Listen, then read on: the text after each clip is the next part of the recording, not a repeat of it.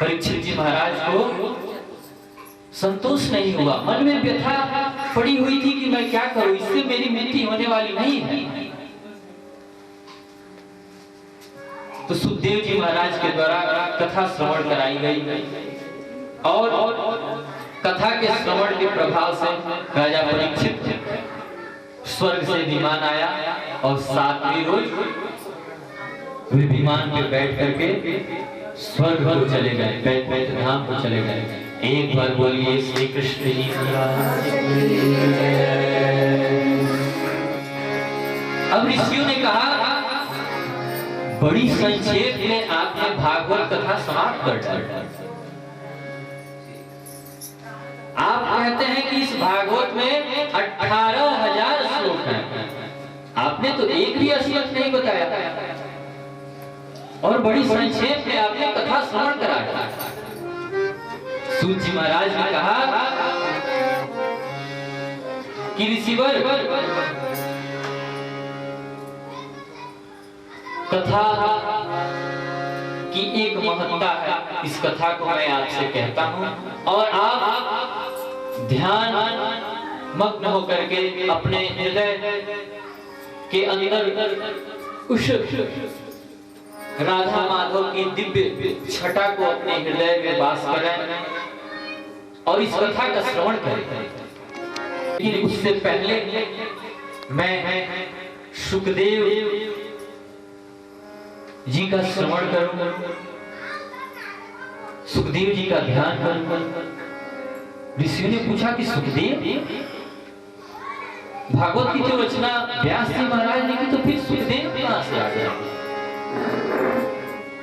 देखिए ये भागवत कथा प्रश्न ही है, इसमें कुछ नहीं है, बस प्रश्न ही है। प्रश्न का समाधान करते करते कथा समाप्त हो। ऋषियों ने कहा कि ये सुखदेव, सूत जी महाराज ने कहा कि मैंने आपसे पहले बताया। ऋषियों ने कहा कि ठीक, सुखदेव का जो ध्यान करना अच्छी बात है। सूत जी महाराज, सुखदेव जी महाराज, सुखदेव जी का ध्यान कर रहे हैं।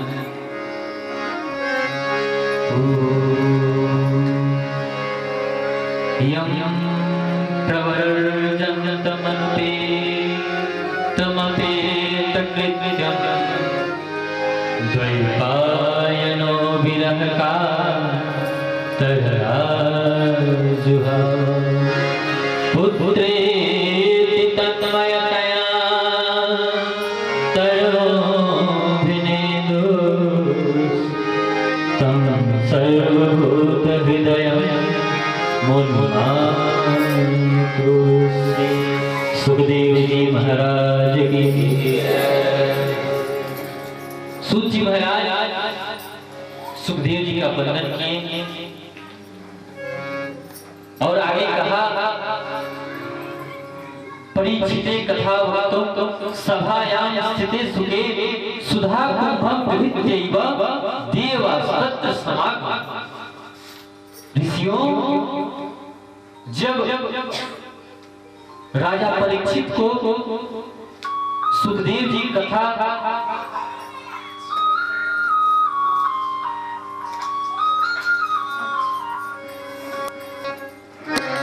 श्रवण करने के लिए, कराने के लिए जब वो प्रारंभ किए, इस कथा की महत्ता बताते हैं सूत जी महाराज कि राजा परीक्षित को जब सुखदेव जी कथा श्रवण कराने के लिए आगे हुए, जैसे उन्होंने कहना प्रारंभ किया, तभी देख रहे हैं क्या कि विमान से, स्वर्ग से सारे देवता आ रहे हैं नीचे की तरफ। अमृत का कलश लेकर के सारे देव सुखदेव जी महाराज के पास आए और सुखदेव जी को प्रणाम किया और कहा कि हे ऋषिवर, आप इस परीक्षित को इस अमृत का पान करा दे। और ये कथा सुधामृत अमृत रूपी फल जो है हमें पिला। सुखदेव जी महाराज ने कहा, अरे जिसके निमित्त मैं यहां पर आया और जब उसे कुछ देने की बारी आई तो मैं आपको दे दूं। सौदा आपसे हुआ और मैं बेच दूं किसी अन्यत्र से।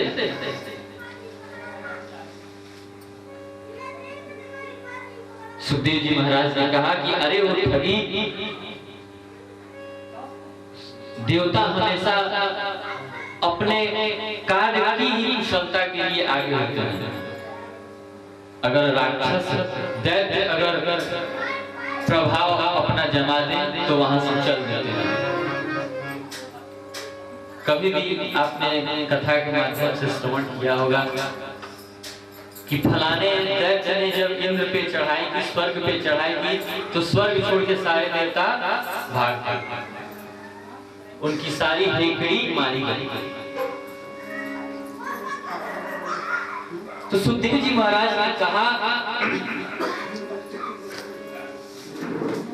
कि अरे वो ठगी, इस कथा सुधामृत रूपी फल से तुम अपनी स्वर्ग का सुधामृत से इसकी तुलना कर रहे हो। को सुधा को कथा लोगे, को कांच को मणिमा, ब्रह्मरा तो विचार तदा देवान। अरे वो ठगी, जिस प्रकार से शीशे कांच का अगर कोई गोला और हीरे को अगर एक जगह रख दे तो मूल्यवान वस्तु कौन सा है? तो जिस प्रकार से मूल्यवान वस्तु अगर हीरा है तो हम शीशे की बराबरी उससे करेंगे। ये हमारी कथा सुधा अमृत रूपी फल, ये हीरा है, हीरा। स्वर्ग का जो अमृत है इसे तो मैं एक बार परीक्षित को पिला दूंगा और पुनः जब परीक्षित का पुण्य जब समाप्त हो जाएगा तो पुनरपि जननम पुनरपि मरणम जठरे शयनम, पुनः मां के गर्भ में आएगा और पुनः इसी प्रकार का क्रम इसका चलता रहेगा। और ये मेरा सुधामृत है कि जन्म और मरण से छुटकारा मिल जाती है जीव को।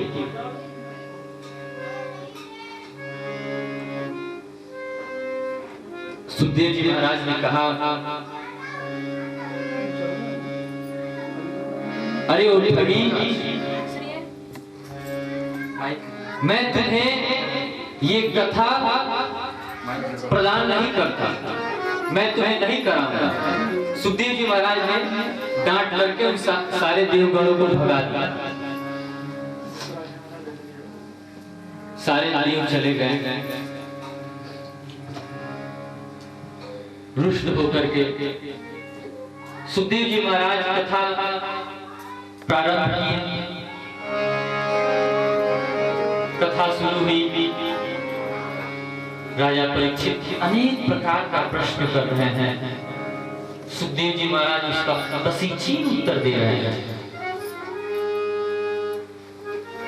जब यहां से देव गए तो उन्होंने कहा कि स्वर्ग के अमृत की तुलना शीशे की तरह की सुखदेव जी महाराज ने।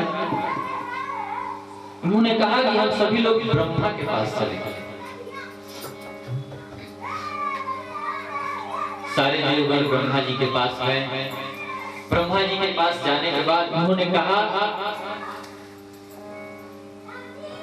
राज्यो मोक्षम तथा वीक्ष पुराधाता अति विस्मित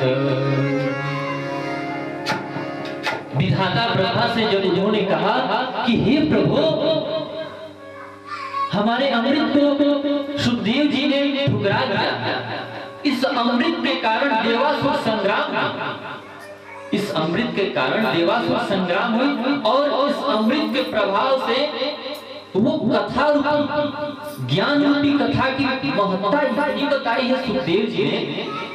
आखिर इसमें क्या बात है? ब्रह्मा बाबा ने कहा कि अरे देवगण, इसमें व्यर्थ की वार्तालाप करने से क्या फायदा? अभी कुछ ही क्षणों के बाद ये निर्णय हो जाएगा।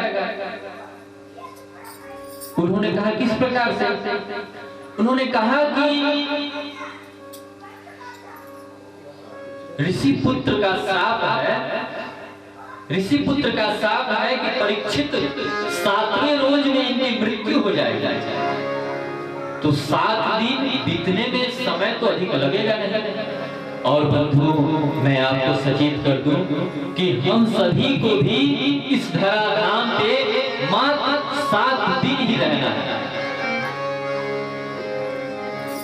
8वां दिन अगर किसी के कैलेंडर में आ जाए तो मेरे पास फोन कर देना। रवि, सोम, मंगल, बुध, बृहस्पति, शुक्र, शनि, उसके बाद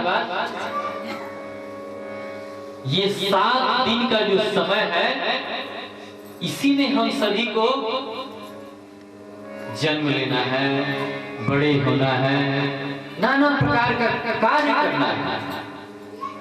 तो ब्रह्मा बाबा ने कहा कि इसका निर्णय तत्क्षण हो जाएगा। देवताओं ने कहा कि ठीक है। कथा समाप्त हुई और स्वर्ग से विमान आया, और जब विमान आया तो राजा परीक्षित उस पे बैठ के चले गए। ब्रह्मा बाबा ने कहा कि ये तो बात सत्य है, ये तो सत्य निकली। सारे देव, ब्रह्मा बाबा, अनेक ऋषि महर्षि वहां पे पधारे और उन्होंने कहा कि इस कथा की इतनी महत्ता है कि इस कथा के प्रभाव से मृत्यु के भय से परीक्षित को कोई कष्ट नहीं हुआ। यहाँ तो अगर हमें प्राप्त हो जाए कि आज शाम को मेरी मृत्यु होने वाली है, तो 100 डिग्री कौन कहे, 1000 डिग्री बुखारे हो जाएगी या मर जाना। मरना कोई नहीं चाहता है मेरे भाई बहन। ब्रह्मा बाबा ने आया और सारे विश्व के सारे शास्त्रों को एक पलड़े पर रखा। 18 पुराण, 6 शास्त्र, 13 उपनिषद, 4 वेद, सारे शास्त्रों को एक पलड़े पर रखा और इस भागवत की पुस्तिका को एक पलड़े पर रखा। फिर भी ये भागवत की पुस्तिका भारी की भारी पड़ी हुई है। लघुनन्या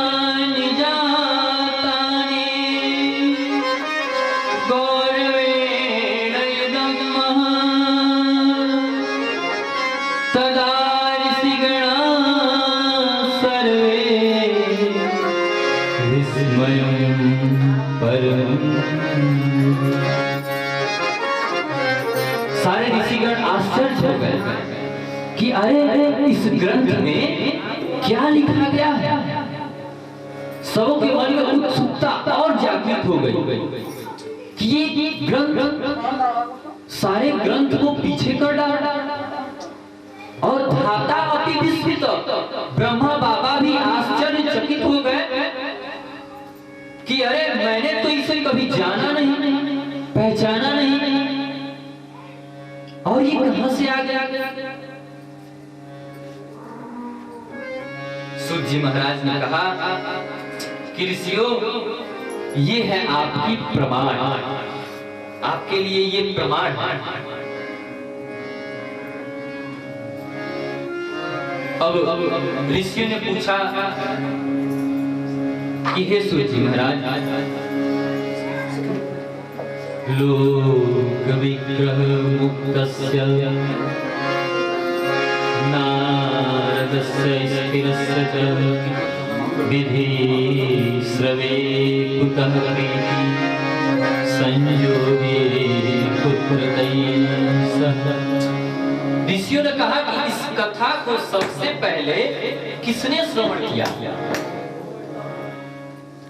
इस कथा को सबसे पहले किसने श्रवण किया? सूत जी महाराज ने कहा कि देवर्षि नारद ने पहले ब्रह्मा जी के द्वारा इसे प्राप्त किया और नारद जी ने इस कथा श्रवण की विधि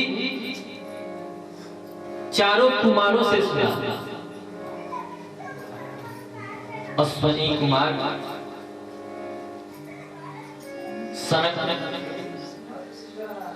सनंदन, संत कुमार, ये चार जो है उनके मुख से इसकी श्रवण की विधि उन्होंने सुनी नारद जी ने।